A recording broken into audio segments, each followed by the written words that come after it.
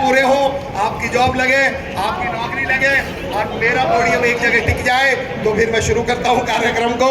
जिस शख्सियत को मैं बुला रहा हूं, अब उस व्यक्तित्व से हम आज के कार्यक्रम की शुरुआत कर रहे हैं जिसने जीने का मकसद दिया, चाहे राजा हो, रंग हो या फकीर, जिसने अपने दम पर बदल दी लाखों लोगों की तकदीर, बच्चों को दिल से प्यार करने वाले और कार्यक्रम की शुरुआत करने आ रहे हैं डियर सर सोनवीर। एक बार सोनवीर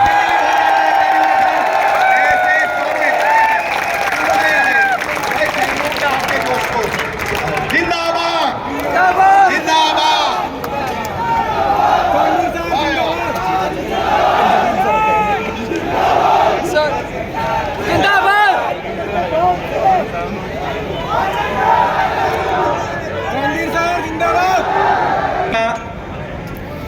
हमारे इस RWA परिवार की तरफ से बहुत बहुत स्वागत है इस कार्यक्रम में।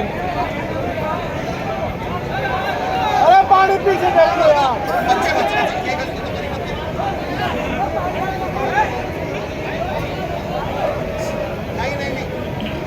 चलिए, आप में से कितने लोग हैं भाई जो तैयारी करते करते साल भर से ज्यादा हो गया?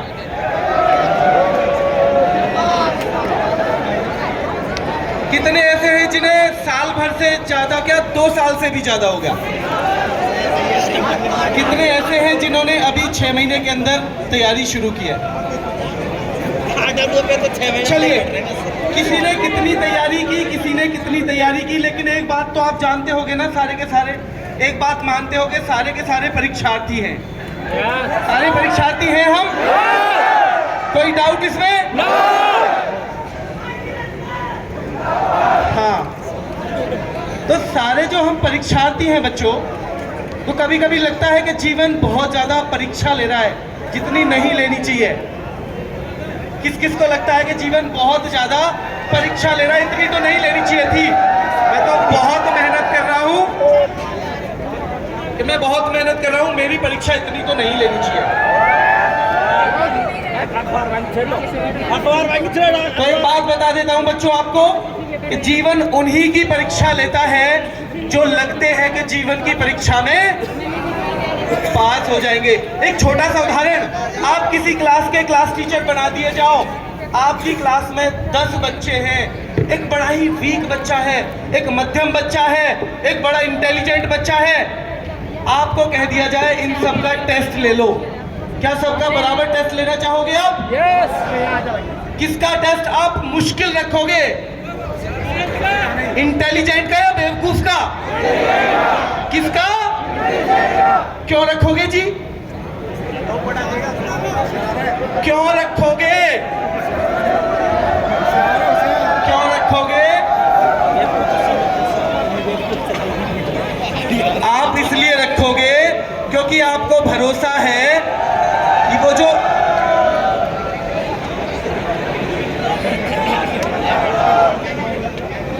बहुत बढ़िया, आप इसलिए रखोगे क्योंकि आपको भरोसा है कि जो इंटेलिजेंट वाला है ना, वो मुश्किल वाले को भी पास करके दिखाएगा और जो बेवकूफ है वो हल्के टेस्ट में भी फेल हो जाएगा।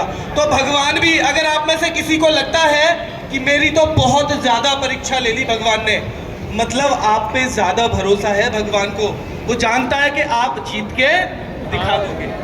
तो ऐसी जब भी सिचुएशन आए, जब भी ऐसी सिचुएशन आए, एक छोटा सा मंत्र हम रखते हैं कि दुख से ना घबराना पंछी।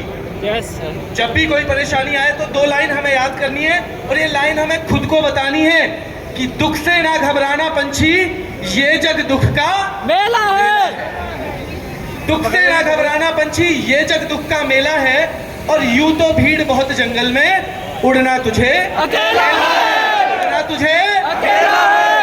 आपकी जो खुद की ताकत है वही काम आएगी। एक छोटी सी बात और बता देता हूँ, एक छोटी सी कहानी, कि भाई जब जिंदगी आपको आजमा रही हो तो तब आपको क्यों खुश होना चाहिए, क्यों नाराज नहीं होना चाहिए। अंग्रेजों के टाइम की बात है, एक थे दादू महाराज। कौन थे? दादू महाराज बिल्कुल संत आदमी। कैसे आदमी? संत आदमी। अब वो जो संत आदमी है ना, कैसे संत, क्या मंदिर में रहते थे, क्या हिमालय में रहते थे? नहीं, समाज में ही रहते थे, लेकिन समाज की भलाई के लिए सारे काम करते थे। तो वहां पर आया एक नया कलेक्टर।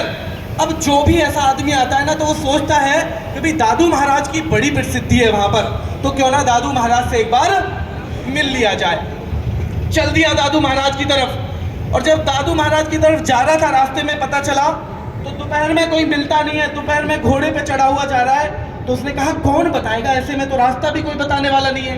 तो देखा कि एक बूढ़ा सा आदमी गंदे से कपड़े पहने क्या कर रहा है कि जो झुंड है ना, जो रास्ते के दोनों तरफ झुंड आ जाते हैं, उनको काट रहा है। तो उसने कहा है सुन। उस आदमी ने देखा, जी बताइए दादू महाराज कहाँ रहते हैं? वो अपने काम में लग गया दोबारा। उसने फिर कहा कलेक्टर है भाई, कलेक्टर है, कोतवाल है, तो थोड़ा सा तो रहेगा ना अपने अंदर। सुन, दादू महाराज कहाँ रहते हैं? उन्होंने ऐसे देखा, फिर नीचे मुंह कर लिया। तीसरे बार जब जवाब नहीं दिया तो भाई कलेक्टर का तो ईगो है, नीचे उतरा, सेंटर बजा दिए और बोला तू नहीं बताएगा तो कोई और बताएगा, चल अब तू यहाँ रह, मैं आगे चला। आगे चल के देखा तो एक वृद्ध आदमी और भी हैं। उनसे पूछा, हाँ जी बताइए एक बार हमें कि दादू महाराज कहाँ रहते हैं? कि जी आप दादू महाराज से मिलने आए हो? हाँ। आपने देखा है कभी दादू महाराज को? नहीं देखा तो नहीं है। तो पीछे रास्ते में झाड़ झुंड जो काट रहे हैं वही तो दादू महाराज है। मैंने तो सुना था बड़े संत हैं, वो तो झुंड काट रहे हैं। उन्होंने कहा भाई संत यही तो काम करते हैं, संत दूसरों के रास्ते में जो कांटे बिखरे हुए हैं उन्हीं को तो साफ करते हैं। संत करते हैं, उन्हीं को साफ नहीं करते संत। Yes sir. तो वो गया भाई, जिससे मिलने आया, जिसे देवता बना के दिल में रखा हुआ है, उसी को लाते मार दी, उसी को सेंटर बजा के आ गया और सीधे सीधे दादू महाराज के पैरों में लेट गया कि महाराज गलती हो गई, मैं तो आप ही की मूर्ति अपने दिल में रख के चला था और आप ही को मैंने लात मार दी, आप ही पे सेंटर बजा दिए। दादू महाराज मुस्कुराए। दादू महाराज ने कहा कलेक्टर साहब कोई घड़ा लेते हो क्या कभी? हाँ जी ले लेते हैं। फ्रिज तो थी नहीं उस टाइम पे कि तो जो घड़ा लेते हो बस ऐसे उठा के चले जाते हो? नहीं जी, उससे पहले ऐसे बजा के देखते हैं, बेकार तो नहीं है, ठोक पीटते हैं पहले अच्छी तरह। तो कहा जब तुम 20 रुपए का, उस टाइम पे तो 2 ही रुपए का था, 2 रुपए का घड़ा जब तुम बिना ठोके पीटे नहीं लेते तो मुझे तो गुरु बना रहे थे, तो मुझे ठोक पीट लिया तो क्या हुए है? क्या गलती कर दी तुमने? क्या गलती कर दी? तो जब जिंदगी में भगवान आपको कुछ देना चाह रहा है ना, तो भाई वो ठोक पीट के तो देखेगा। अगर आपको लग रहा है कि मुझे ना ठोके ना पीटे, तो फिर जिंदगी में कुछ उम्मीद भी मत करना। और अगर ठोक पीट के देख रहा है ना, तो फिर उसे धन्यवाद देना और अपने आप को मजबूत करते हुए आगे बढ़ना, क्योंकि तुमने ही नहीं, तुम्हारे माँ बाप ने ही नहीं, उस ऊपर वाले ने भी तुमसे कुछ उम्मीदें रखी हैं, लगा रखी हैं। ठीक है? तो